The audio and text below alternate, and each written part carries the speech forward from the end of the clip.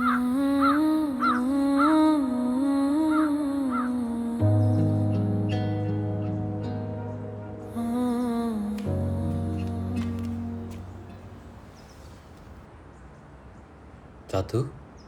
නිර්වාන් කොහොමද? කන්න? ඔයාට තාම මතකයිනේ. මතකයි. ඔයා කොහෙද මෙච්චර කල් ගිහින් හිටියේ? මං කොහෙවත් ගියේ නෑ. ඔයානේ ගියේ. හෙදයින් පස්සේ මට මෙසේජ් එකක්වත් දැම්මේ නෑනේ. මට වැඩිය හොඳ කෙනෙක් ඇත්තටම හම්බෙන්නේ නැති.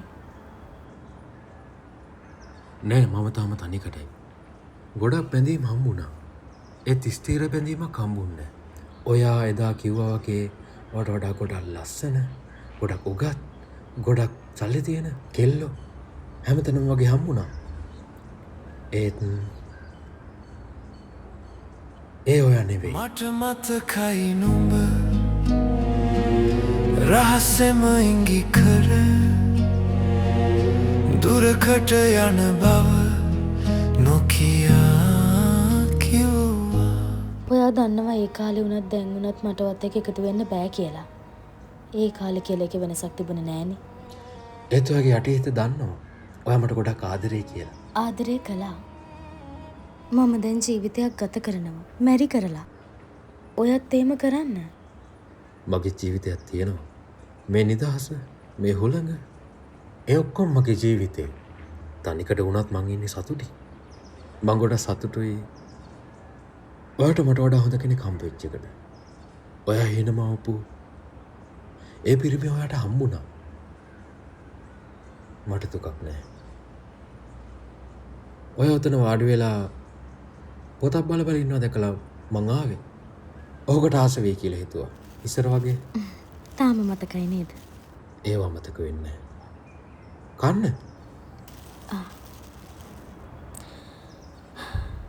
තාම මං ගැන හිතනවද? මට ආදරෙයිද? ආදරේ නෑ. නොසලකා හරිද්දී ඕනෙන් ප්‍රබල හැඟීමක් කල්ලිකුත් වෙනවා. මට සමා වෙන්න. මං දැන් දුර ඇවිල්ලා ඉවරයි. එදා ඒ හුළඟ ඒ විදිහටම මට දැනෙනවා. ඒත් ඔයාව ඒ විදිහටම දැනෙන්නේ නැහැ. කාලයක් යද්දි හැඟීම් කල්ලිකුත් වෙනවා වගේම මිනිස්සුත් වෙනස් වෙනවා. මැරිකලා නේද? එයා හොඳයිද? එයා හොඳ කෙනෙක්. හැබැයි hina වෙන්න ඕන තැන්වලදී hina වෙන දන්නේ නැති. මං මොනවටද කැමති මොනවටද අකමැති? ඇයි මං අඬන්නේ? මං බය මොනවටද? මේ කිසිම දෙයක් තේරුම් ගන්න බැරි කෙනෙක්. ඒ නිසාම තේරුම් ගන්න බැරි සිතුවිලි ගොන්නක් හදවතේ තියෙනවා. ඒක නෙවෙයි. ඔයා කියවනේ ස්ථිර නැති බැඳීම් ගොඩක ඔයා හිටියා කියලා. ඇත්තද? ඇයි එහෙම අහන්නේ? නෑ ඉතින්. ඔයා මීට කලින් එහෙම කෙනෙක් නෙවෙයිනේ. මීට කලින් මං හරි පරිස්සමට ආදරය කළේ. පරිස්සමට ආදරය කරන්න ගියාම ගොඩක් ග්‍රැවිටි වෙනවා. එතකොට ඇතුළේ ඉන්න මිනිස්සයා මැරෙනවා. ගෑනු කැමති තාවකල්කව බැඳුම් ප්‍රේමයට. හරි පරිස්සමට ආදරය කරන්න ගියාම එයාලව තව කෙනෙක් ඇවිල්ලා අරන් යනවා.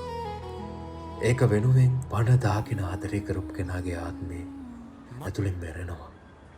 එතනින් එහාට ආදරය කරන්න බෑ. ටිකටම කතා කරන්න ගියොත් තව හිත පෑරේ. අපි යන්. පරිස්සමින්. අපි ආයේ හම්බෙනවද? මම කියන්නේ අපි ආකර්තකයෝ විදියට මෙමු. අලුත් කතාවක් ලියන්න තරම් මම තවදුරටත් ප්‍රේමණීය මිනිස්සෙක් නෙවෙයි. ඉතින් මම දන්නේ මෙච්චරයි. ඒ මම දැකපු ප්‍රේමණීය මැස්.